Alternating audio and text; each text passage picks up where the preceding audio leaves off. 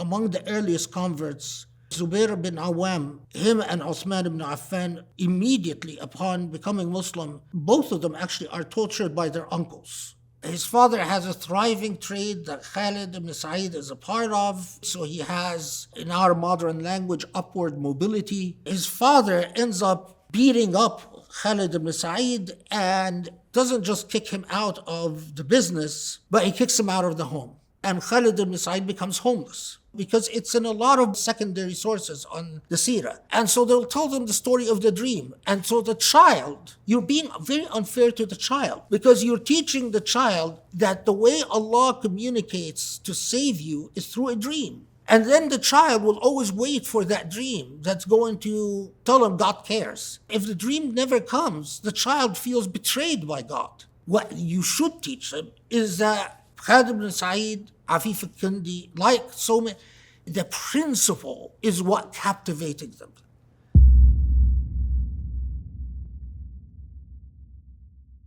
Bismillah ar-Rahman ar-Rahim. Okay, so we talked about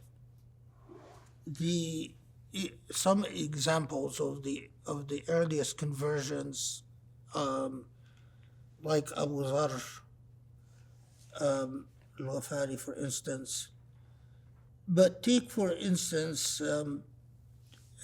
because these earliest conversions, again, they help us in this process of anchoring and establishing foundations. So someone like Sa'd bin Abi Waqqas, who Sa'd plays a significant role in early Islamic history. Sa'd is, there are, again, narratives of history about his early conversion, according to a group of narratives, that he had a dream about Abu Bakr and Ali and Zayd. I'm not, I am neutral as to the issue of the dream, and I don't think it is a material point whether he in fact dreamt about Abu Bakr and Ali and Zayd, and that was sort of the initial impulse or not. It's possible. I mean, I'm not discounting it in any way. But that we do know, the cumulative traditions, is that the first he hears from the Quran is Surah Iqra' bismi rabbika alladhi khalaq. And its effect on him, that surah, that simple words of Iqra' bismi rabbika alladhi khalaq, خلق الإنسان من علق اقرأ وربك الأكرم الذي علم بالقلم. Sa'd immediately recognizes that this is not the type of, in the same way that you recognize the literary character of your age, and especially for these Arabs who were very much their life, very much their way of bragging, their way of documenting their feelings, their way of entertainment was poetry. Very alien to us, but very real to them. And he immediately recognizes that this is nothing like the poetry that Arabs recite.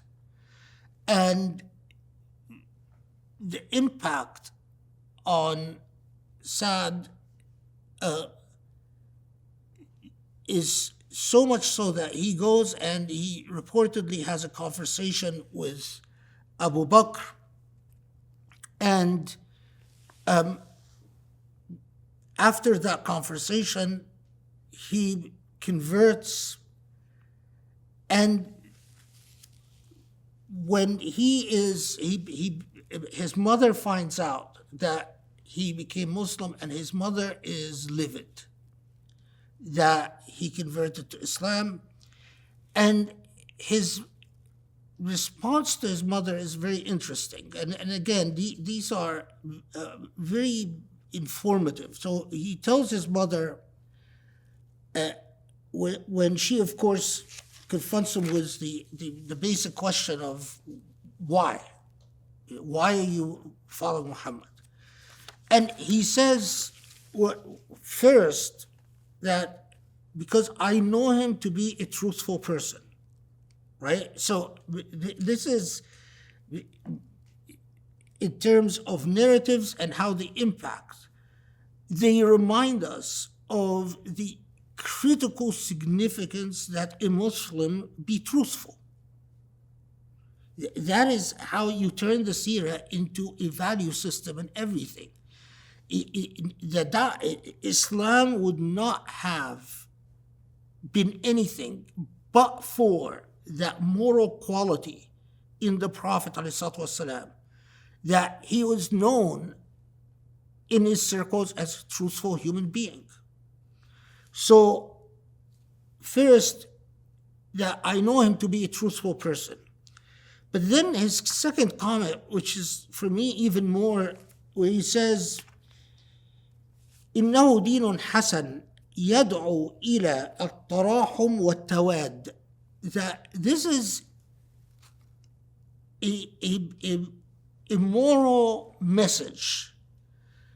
What it teaches us is tarahum and tawad. Tarahum is the act of being merciful towards one another.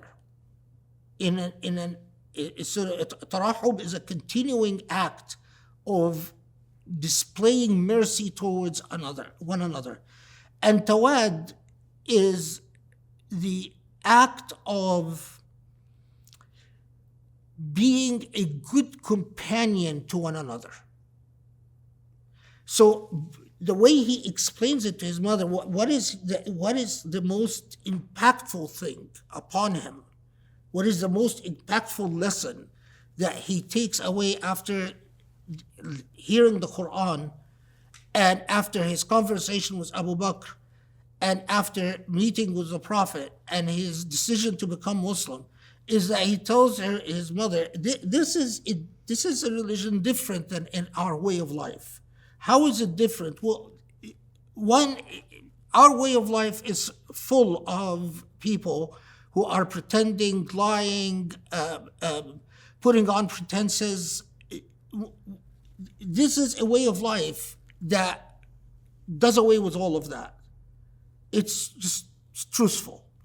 But the second element is that social element of tawad and tarahum, that we are obligated to constantly be merciful and compassionate towards one another. And we are obligated to be friendly, kind. Tawad is also implies kindness. And so that becomes, when we talked about that conscientious listener who has a value system, Tawad and Tarahum are among this value system of the conscientious reader that is now going to be listening to the narrative of the Sirah. Because we know from these very early, and it's really, there's another element that I just want to point your attention to. His mother, her reaction to his conversion is that you have become a aq, that you are now have become a disobedient, ungrateful child by following Muhammad and leaving the faith of your mother. And in fact, Sa'd was known, him and his brother was known for being particularly kind towards their mother, and for going, there's stories about how they would take care of their mother. But when it came to this point, Sa'd recognizes that this is a principle that is larger than himself and his relationship to his mother.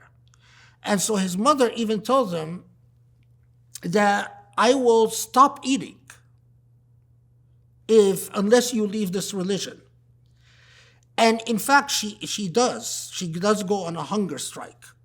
She eventually relents when it becomes clear that Saad is not going to leave this religion. And he tells her, his response to at one point, he tells her that, you know my love for you, and you know my obligation, how seriously I take my obligations towards you as your son. But by God, even if you fast, even if you starved yourself to the point of death, I cannot leave this religion. Now, again, we take these narratives to ask ourselves, to interrogate ourselves. Do we understand that fundamentally this religion, imagine how many of our problems as Muslims would not exist if we understood that the nature of this faith is about tarahum and tawad, that is about a constant display of mercy and compassion towards one another. You cannot discharge your covenant with God if your nature is not one of compassion and mercy towards the other.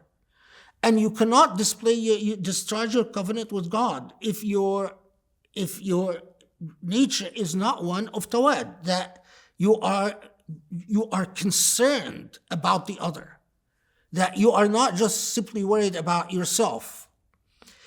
And a step further, if you were in Saad's place and your mother would accuse you of being a traitor and of having betrayed her and having ignored her emotions, and says that I'm going to starve myself to death unless you relent, what would you have done? Because these are why these lessons are important for us. Saad is impacted by so any attempt to even understand that Islam was somehow just a mild transformation in society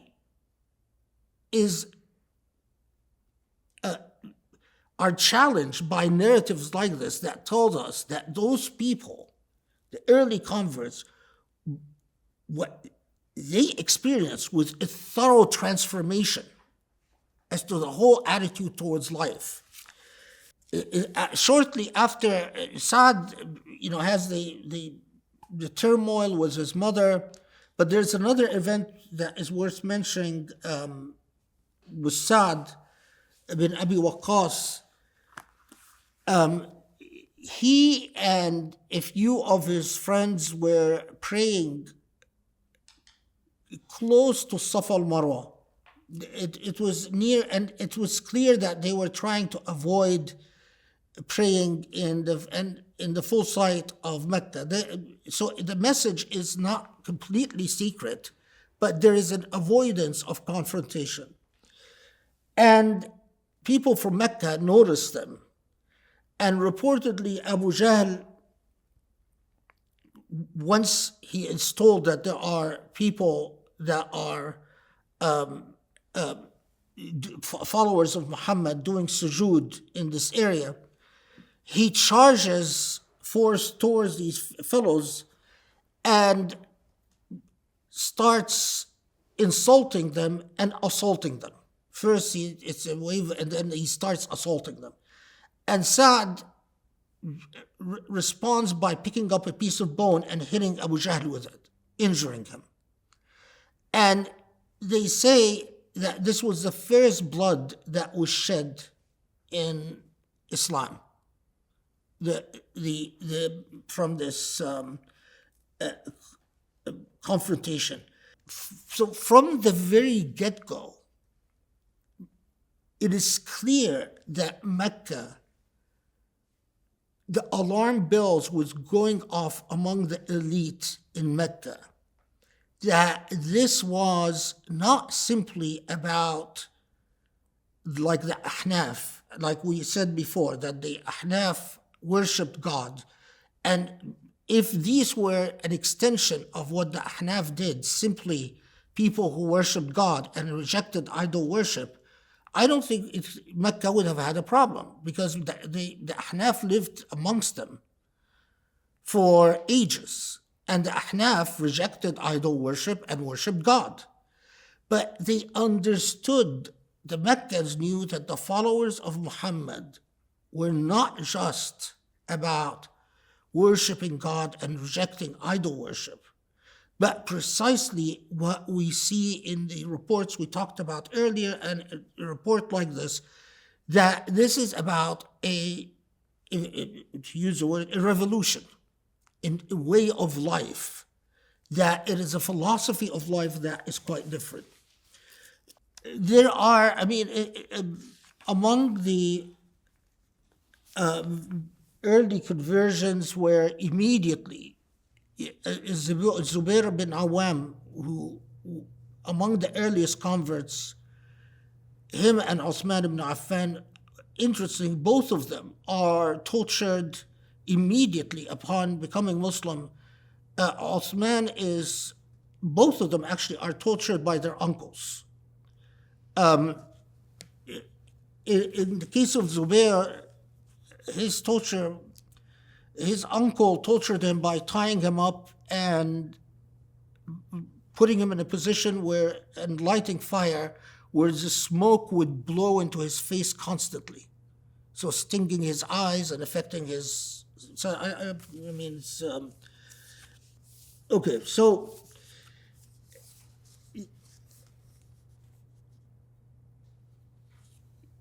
many of these early immediate conversions are met with immediate hostility. It's not a regular policy. It's not a policy decision among the in the Majlis of Mecca, the council of elders in Mecca, but the persecution that is immediate is either by family members, or in the case of slaves, as in Bilal, by the owners of these slaves. Amr bin Fuhaira was another slave who, it's really, and we have many reports like Amr bin Fuhaira and Bilal of people in slave status who convert and are immediately, their conversion is seen as a defiance and threat to the order in Mecca itself, that their owners start torturing them brutally, and that the Muslim community immediately understands that their obligation towards these people is to free them. And in the case, as we will see, of Salman al-Farisi, it becomes a communal project. But because we often say, the narratives in Sirah often say Abu Bakr came along and bought the freedom of slaves. But it conceals a much more complex reality, in that Abu Bakr is often acting on behalf of the Muslim community at large, in feeling an obligation, exactly as we saw of Tawad and Tarahum, that you have a fellow Muslim in a predicament, and your obligation, communal obligation, is to free this fellow Muslim from this predicament. Some outsiders, like Umar ibn Abasa, who come to Mecca as visitors and encounter or have a meeting with the Prophet ﷺ, and the meeting is impactful enough where they convert it has always been very interesting to me that many of these outsiders like Umar ibn Abasa, the Prophet ﷺ tells them, do not, when they become a Muslim, they want, the first impulse is that they want to live with the Prophet. They say, well, now that I'm a Muslim, shall I stay in Mecca and accompany you? And he tells them, no, go back to your tribe and wait until I ask you to join me. And this is, it is immediately the art of deputizing and trusting people to act on behalf of Islam. I mean, what did they know of Islam? Very little, except that following the news about the Prophet and picking up whatever they could pick up from the Quranic revelation. But by sending them back home, the Prophet ﷺ was seeding these people in various communities around Mecca, and also ensuring that this does not be just a Qurayshi phenomena by saying, go back home. Oh, is it raining? Oh, wow. Other narratives, just someone like Afif al-Kindi, I also thought, this Afif al-Kindi, his conversion I thought was very, he sees the Prophet ﷺ praying with Khadija and with Ali and Zayd. So they're praying as a family. But watching them praying as a family has such a profound impact on them. I mean, this tells us volumes about how a family should be. He sees something that he is not accustomed to seeing. Man praying with his wife. And he's not praying with his wife in their house, they're praying out in public. And praying with his wife and two adopted boys, Ali and Zayd, who are very close to the Prophet and very close to Khadija, but they're not children of the Prophet. And he is struck by the serenity and how thoroughly, what is the word I'm looking for? The khushu' is the Arabic word. What do you? Sincerity, humility, concentration. Khushu' is like how involved you are in your prayer. And he's struck by that he then, Afif al-Kindi goes to al-Abbas, the Prophet's uncle, and says, what is this? Now, at the time, al-Abbas is not Muslim, but al-Abbas's wife, Al Fadl, had become Muslim, and al-Abbas didn't know. But al-Abbas responds to Afif al-Kindi by saying, this is Muhammad and his new religion. And Afif al-Kindi waits until the Prophet is done to ask him, what is this about? Why do you guys seem to be in such bliss and in such harmony? And now I try to imagine, like, what did Afif al-Kindi observe? And would it be possible? I mean, imagine if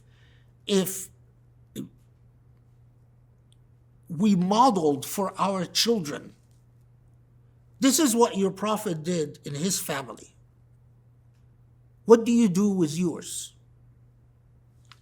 There is another example worth mentioning. Khalid ibn Sa'id ibn al-As was again one of the earliest converts.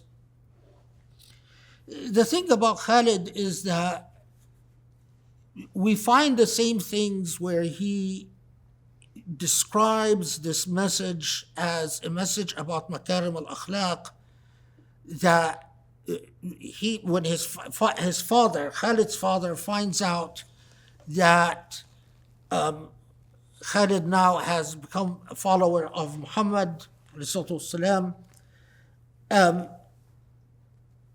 and his father is livid. And Khalid ibn Sa'id is living a comfortable life and a promising life. His father has a thriving trade that Khalid ibn Sa'id is a part of. He helps his father in his trade, so he has, in our modern language, upward mobility in a thriving business. His father is a respected elder in Mecca, and by following in his father's footsteps, the same type of future is awaiting Khalid ibn Sa'id, just if he does what the elite of Mecca do, and that is follow the example of his father and be a close companion to the father. So when the father hears that Khalid ibn Sa'id has converted, his reaction is, have you lost your mind? You have put everything at risk. You are following a man who is making slaves defiant. Slaves are making their own decisions. You are following a man who hangs around poor people and doesn't seem to be ashamed by keeping company with the indigent and destitute. You are following a man who is praised in public with his wife. You are this on top of a man who is not just rejecting the worship of idols and saying Allah is the only God, but he could have been like the Ahnaf and just done this and minded his own business, but this is disastrous. Khalid ibn Sa'id responds to his father by saying, and again, this is where I pause, that this man yad'u li makarim al-akhlaq. What he teaches us is virtue. And upon further argument, Khalid ibn Sa'id comments, precisely what he calls for is that we owe one another at-tarahum and at-ta'adud, that we support one another. His father ends up beating up Khalid ibn Sa'id, and doesn't just kick him out of the business, but he kicks him out of the home. And Khalid ibn Sa'id becomes homeless. And now without employment, because you are defined in Meccan society, the employment he can seek is to be an ajir, to be a hired hand, working for someone, rather than working as a principal in a business that the family owns. So it's a complete change in his fortunes. And imagine the hardship. But again, you pause and you think, Muhammad ﷺ was offering these people nothing in terms of wealth, or in terms of prestige, or in terms of anything. He offered nothing but a meaningful life, a life with a meaning. So the question for all of us is, what would we do for a similar offer? We have the possibility of a meaningful life all the time. What sacrifices would we be willing to make for such a meaningful life? Remember that this life, if you live a life of tarahum, to put it bluntly, it's a pain in the neck, right? Because if you live a life where you are obligated to care for one another, well, okay, I could have cared for you when I had a business and I was living in my father's home and I was part of a business and I was in a good position. But now I have to care for the other when I myself, I'm suffering hardship. But and the sacrifices will increase and will become even more intense, as we know, until we even after the hijrah. But that's the reason I keep emphasizing this point, is you can't understand the Islamic message without understanding not the people who converted after impressive battles and converted when it was the in thing to do, the cool thing to do, the fashionable thing to do, but those people who converted when converting became losing everything. And asking yourself why, and asking yourself, what if I was in their place? Now, of course, this is a footnote, but the narrators, typical was medieval narratives, whenever they wanted, medieval narratives were very fond, in the same way they were fond with three-part question.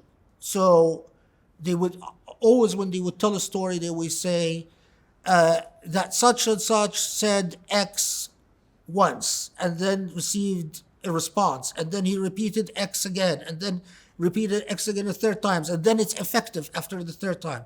That's typical medieval narrative. Medieval narratives also often wanted to interpret they wanted to explain to people why these people suddenly saw the truth. And the most effective way for the medieval mind to do that is to say that a person had a dream. So many of these conversions, you will find narratives that say, like for instance, Khalid ibn Sa'id dreamt that he was falling in a deep hole of fire, and that he was burning with demons tormenting him, and that's the reason he converted. This is where, not knowing his medieval historical methodology, I am skeptical. And I then say, I'm willing to believe the story if you meet a certain standard of proof. So if I know, for instance, that this was narrated that Khalid ibn Sa'id told a large number of people, or even a reasonable number of people that would be, like, for instance, he told the story to several close companions. But when I find that as often with these type of narratives, that he reportedly told the story to one person, then it doesn't meet the standard of proof for me. Or as often happens, as in the case of Khalid ibn Sa'id, that the narrative is munqata, that it's someone, we have the story, but the person who says he heard it from Khalid ibn Sa'id is missing in the chain of transmission. So we don't know who said they heard it from Khalid ibn Sa'id. Then it doesn't meet the standard, and I don't put much weight on these dreams. Why am I mentioning this? Because unfortunately, till today, when we teach the Sirah to our children, the person teaching them will tell them the story of, because it's in a lot of books, a lot of secondary sources on the Sirah. And so they'll tell them the story of the dream. And so the child, you're being very unfair to the child, because you're teaching the child that the way Allah communicates to save you is through a dream. And then the child will always wait for that dream that's going to save him, right? That's going to tell him God cares. And if the dream never comes, the child feels betrayed by God. Well, I heard about all these people that got dreams and they were saved after they got the dreams. Well, I never got the dream. So what does that mean? God doesn't care about me. Rather than teaching our children, what you should teach them is that Khalid ibn Sa'id, like Afif al-Kindi, like so many, the principle is what captivated them. The idea of living a life of meaning is what captivated them. You tell them the story. I mean, I've seen stories like this where we're censored, and which tells you again, censored about the dialogue between this person and his mother, or the dialogue between this person and his father.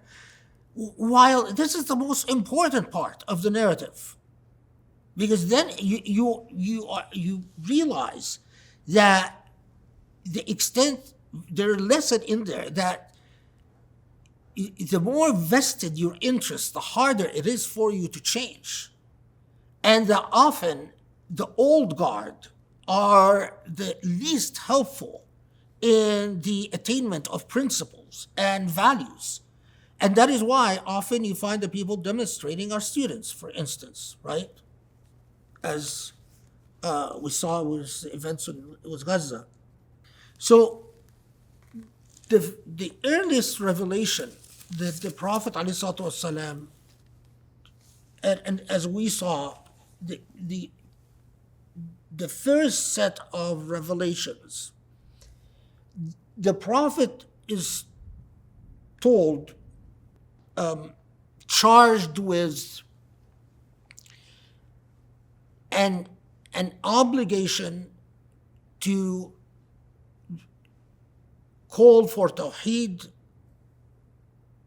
the one that there's only one divinity, as we all know, and of course the theme of rejection of idol worship and the values that we talked about when we talked about the earliest surah. But at this point, who specifically is he targeting? It is no one in specific. And it's clear as we see that he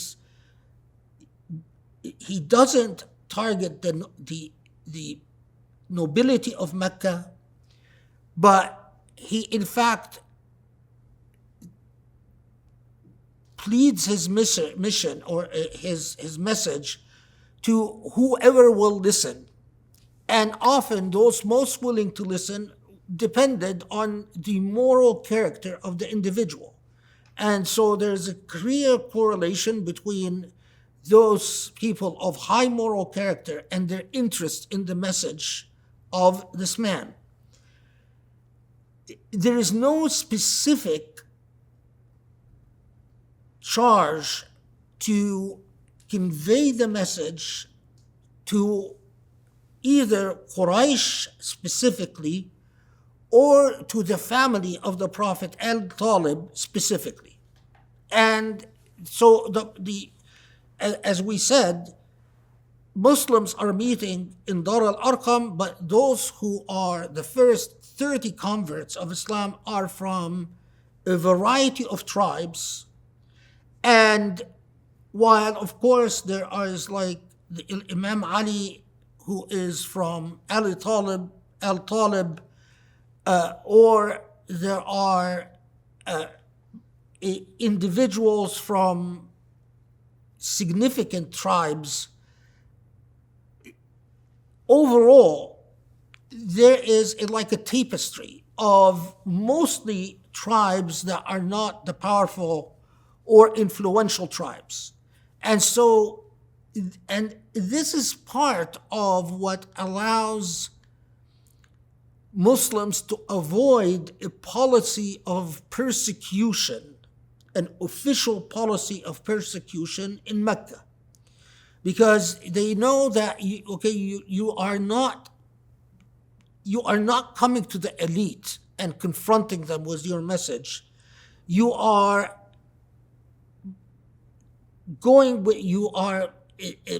advocating your message.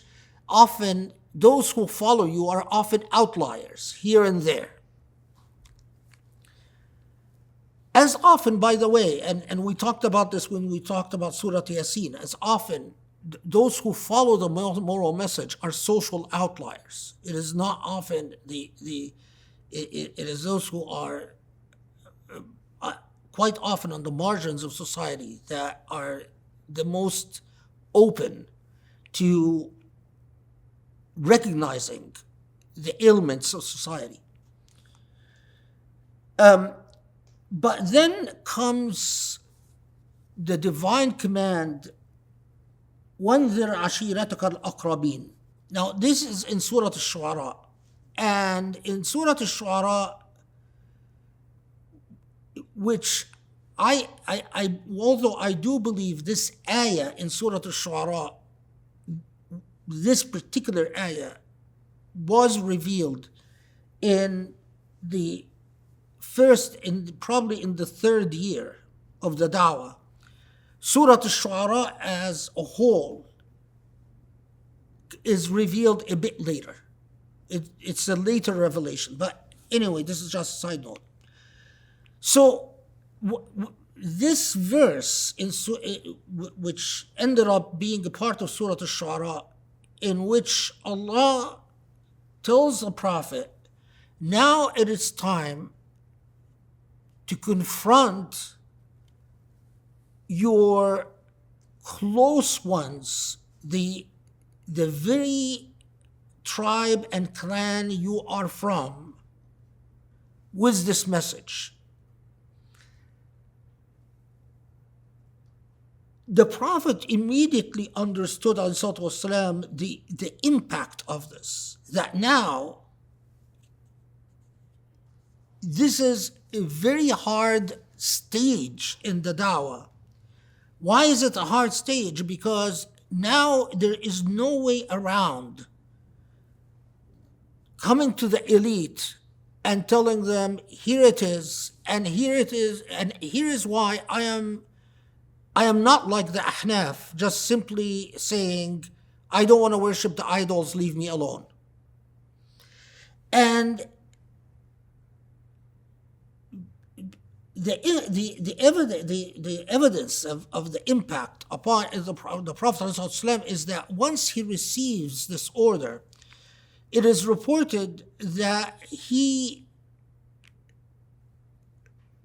all know that Khadija was a source of great comfort to him, and that she was his companion in the da'wah. I mean, she walked step by step with him as long as she lived. His reaction to this is he is burdened, and he withdraws to his home for an entire month, in which he is basically worshipping and discussing this matter with Khadija. So much so that some of his relatives thought that he was ill. They haven't seen him in a month. And they actually, and part of what he was worried about is that two of his daughters, Ruqayya and Kulthum, are married to the sons of two of the sons of Abu Lahab.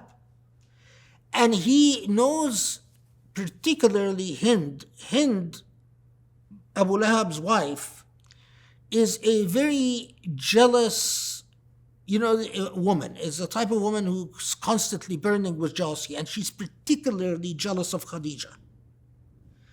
And she fancies that all prestige and honor belongs to her husband, and the Prophet ﷺ knows that the way she's going to react to this is basically by saying that makes Muhammad more important than my husband and makes Khadija more important than me because she's married to the Prophet while I'm married to Abu Lahab, and on that basis alone, she is going to ignite. Now, why is this important? Because the Prophet ﷺ and Khadija know that this woman has a lot of influence on her two sons, and that the consequence of this might be that Hind will push her two sons to divorce Ruqayya and Kulthum.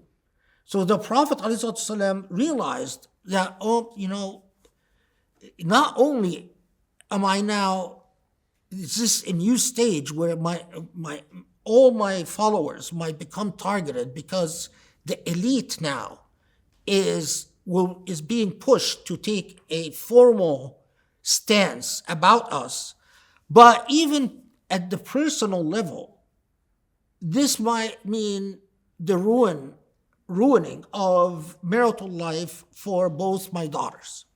And this is why he withdraws for a month, to the point that some of his relatives think he's sick, and they actually go and knocking at his door, and Khadija tells them, no, he's not ill, but he has been in intensive worship. And it sets the stage for the next part of the da'wah. And that's the part where he is going to start going to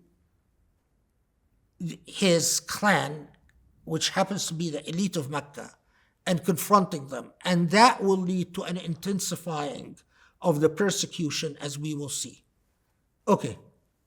This is just a correction because I misspoke. I said Hind, the wife of Abu Lahab. Of course, it's Jamil is the wife of Abu Lahab, and Hind is the wife of Abu Sufyan. I meant, when I was talking, I meant the wife of Abu Lahab, Jamil, not Hind. Who she was the one who was quite jealous of Khadija. Although, I mean, honestly, knowing Hind's personality, she was probably jealous of Khadija as well.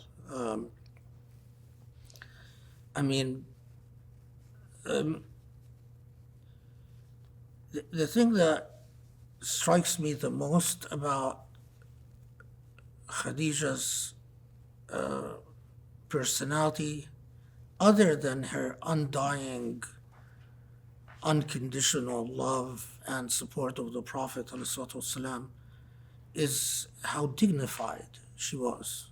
She's a very dignified woman, and that definitely irked Jamil and Hind, rubbed them entirely the wrong way, because their personas were quite different. So let's stop here. We can do, if anyone has a question. So my question is, you related stories of two of the early converts, Sa'd bin Abi Waqqas and Zubayr ibn Awam. So my question is related to a famous narration, which is not the highest level, is when Prophet ﷺ named 10 Sahaba in one statement of Ashra Mubashra. And two of these are in that list. Yeah. I've always struggled, what was so special in their character as a Muslim that they got that bishara, despite the fact that a little bit issue of that hadith, but it's very mature, it's very close. And my limited reading, I have not found the answer, particularly when I go after the four Khulafa Rashidin. What was they doing that I can absorb and mimic in my life? So that's my question, if you can shed a little bit of light on it. Yeah, okay, so there are actually two parts. What is special, I think, as we go through the Sirah, inshallah, there are a variety of instances where what is required is the willingness for selfless sacrifice. And whether, and there's a, even if in the case of Zubayr ibn Awam particularly, even if his political judgment later on is questionable, let's put it this way, that it raised serious questions about there is no question that as long as the Prophet ﷺ was alive, that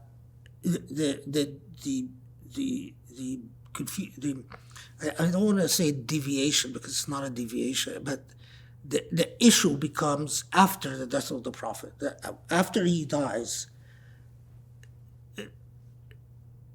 some, like Zubayr ibn Awam, become a bit, especially with the political judgment, issues of political judgment become a bit,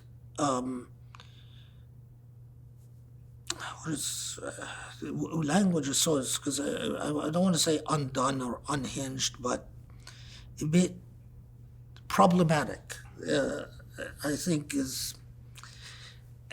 But there is no question that as long as the Prophet ﷺ was alive, as long as that moral example was there, was vivid and constant, that their acts of selflessness and acts of constant sacrifice was clearly demonstrated. And in this is another moral lesson, is that often, and this is many of us, we will be on the good and straight path as long as we have a moral example that whether it's a parent, or whether it's a sibling, or whether it's an uncle, or whether it's a teacher, or whether we are fine as long as that living moral example is there. And once the living moral example is not there, we become confused. And that means that we had not internalized the lessons so that we can function independently sufficiently. And I believe that none of this is happenstance, but all of this is purposeful from Allah to have us reflect upon how a human being that could have, so a lot of times sacrifice, yes, is difficult, but it is, what is much more difficult is for the path of righteousness to be clear before your eyes, independent of the teacher who put you on that path of righteousness. But having said that, we will get to this inshallah, but I don't accept the authenticity of the hadith about the 10 al-mubasharuna bil-jannah, that there are 10 people that it is, and I would, because it is inconsistent, and again inshallah we'll talk about this, but because it is inconsistent with the message of the Quran, that the message of the Quran is that repeatedly Allah tells the Prophet, it is not up to you, that it is all up to God, and that the hisab is at the end, when we meet Allah in the akhirah. And the idea that 10 people were guaranteed heaven regardless of what they do, It's just it's sufficiently inconsistent with the message of the Quran that I would only accept it if it meets a very high standard of proof. And the riwayah about al-ashra al-mubashsharuna bil-jannah does not meet that standard of proof. And in fact, that entire transmission, that entire hadith emerged or showed up in the Islamic tradition clearly, in my opinion, in response to the sectarian divides in early Islam in the first 100 years, that in there were the factions, that the pro Ali factions, and then the pro Umayyad factions that wanted to put it. There's the hadith, very famous hadith, that subhanallah reaches the level of tawatur, that in Hijjat al-Wada', the last sermon of the Prophet ﷺ, that sermon reaches a point of tawatur, except on one significant point, and that is when he says, I left in you the Quran and what? Does he say, I left in you the Quran and the Sunnah of my family? Or does he say, I left with you the Quran and the Sunnah of my companions? And that the reason for that diversion in tradition is precisely because of the sectarian divide. So here we find a mutawatir tradition was a part of this tawatur that was penetrated by sectarian divisions. Those who wanted it to be the family of the Prophet supported a certain version of the hadith, and those who wanted it, and of course the pro-Umayyad faction wanted it to be the Sunnah of the companions, because of the idea that the pro-Umayyad faction wanted the companions to be of equal, if not greater, credibility than the family of the Prophet. And the hadith of the ashara mubashsharuna bil-jannah comes out of the midst of that sectarian divide. It emerges from that milieu of sectarianism about the companions and so on. So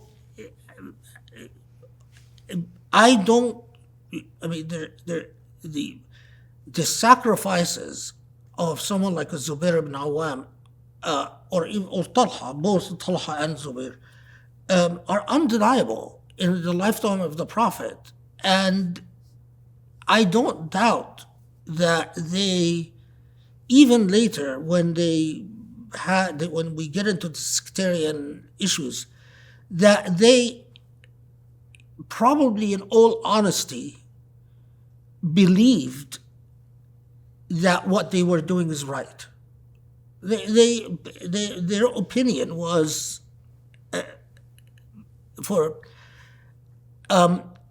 but at the same time, in my humble opinion, I don't agree with the position they took, right? But aside from that, I cringe at this point in my life. I cringe every time I hear the reaffirmations, particularly among Sunni Muslims, about the 10 who were guaranteed heaven. How could it be consistent with the Quranic message? I have serious questions about that. That's what I was heading to. Yeah, I mean, you know as well as I do that puts you in some hot waters where so many modern Muslims, right? Yes. But the way we've dealt with the tradition of the Sirah, by just sanctifying everything and making everything just immune to inquiry or investigation, other than the methodology of Ahl al-Hadith, has in part is responsible for the mess we're in today.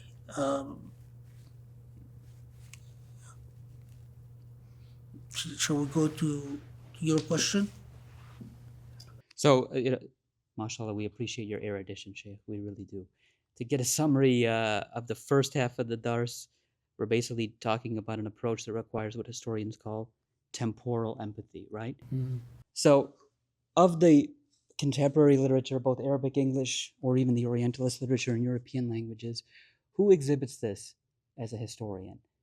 Muhammad Haikal, even Sheikh Muhammad Ghazali, fiqh Sirah genre. Who is actually doing this? Wow, that's a good question. To an extent, no. Muhammad Haikal, no. I mean, let me qualify this. Muhammad Haikal, may Allah bless him, bless Rafa Tahtawi, who wrote a book on the Sirah before that. Others like Abdul Hamid Jod al-Sahar. There is Amin Duwaidar. There's a whole group. The thing about them is that they exhibited temporal empathy without admitting it. When you read their books on Sirah, you find that they did exclude parts of the Sirah. The most clear example of this is the narrative about the Prophet ﷺ trying to throw himself off a cliff and being caught by an angel, right? They knew that this is inconsistent with the character of the Prophet, with the morality of the Prophet, but they didn't spell out a methodology which in fact does exactly that. And this is why the sort of muhaddithun, modern muhaddithun, when they often attack or criticize the so-called modern reformers like Haikal, like they accuse them of what? They always accuse them, oh, you have liberal values, and that's why you exclude things from the Sirah according to your hawa. What they're saying is that parts of the narratives of the Sirah are inconsistent with your values, so you excluded them, but they accuse them of whim and hawa. And because just through their historical stage, these writers were not explicit about their methodology. They left themselves open to the accusation of hawa. I don't think it's hawa. I think that they had an implicit methodology that they just didn't make explicit. The closer one is perhaps Muhammad al-Ghazali, because in his fiqh al-Sirah, he spends he takes about the first half of the book explicitly saying that there are values that come from the Quran, and that the Quranic values that are inconsistent with the Sirah have to trump the narratives of the Sirah. And so a lot of the values that Muhammad al-Ghazali considered to be determinative, he identifies as Quranic values. But Muhammad al-Ghazali was not, he was a sheikh, not a philosopher, not a systematic thinker. So, but definitely I owe him a great deal in putting me on what I believe to be the right track, because that's precisely, I think, what he had in mind in his fiqh al-Sirah. He was basically saying, and again, he demonstrates this in the hadith about the fly that falls in a drink. He says, just on pure rational grounds, we must reject this hadith regardless of the strain of transmission.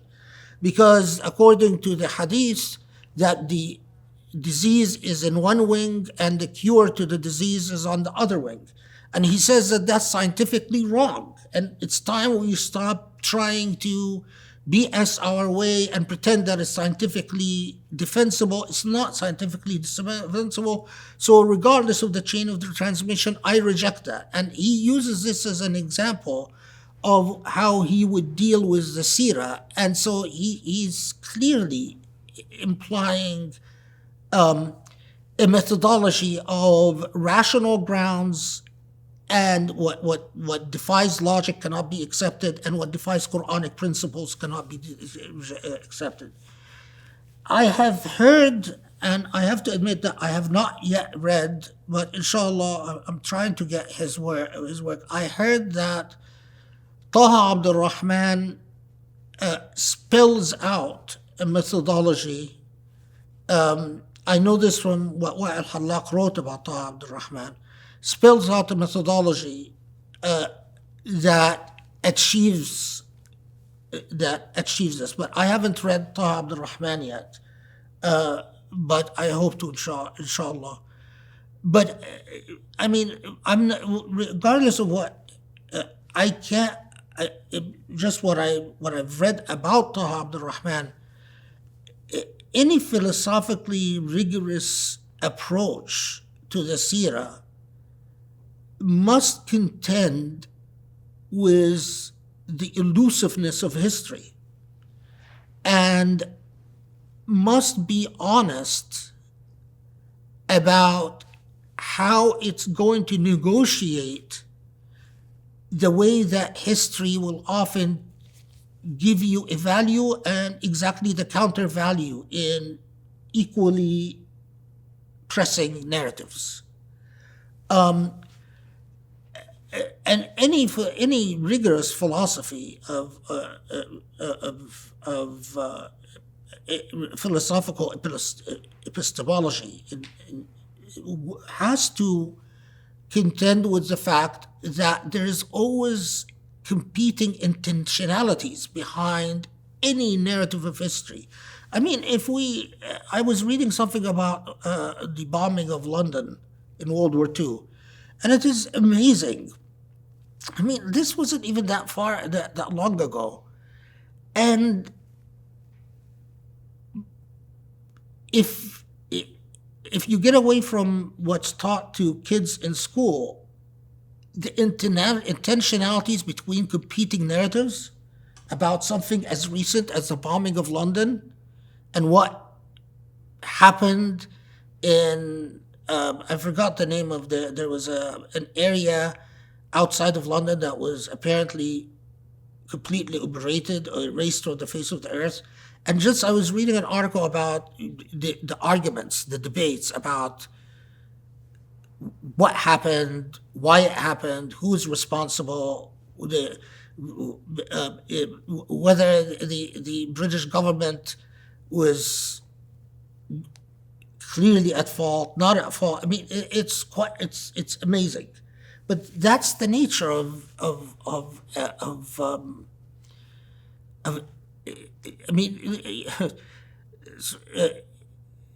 try to, in an argument, reflect upon just an argument that you have with your sibling or with your friend, and you can't. You're immediately clashing heads about what happened, and and this is just individuals about what happened last week.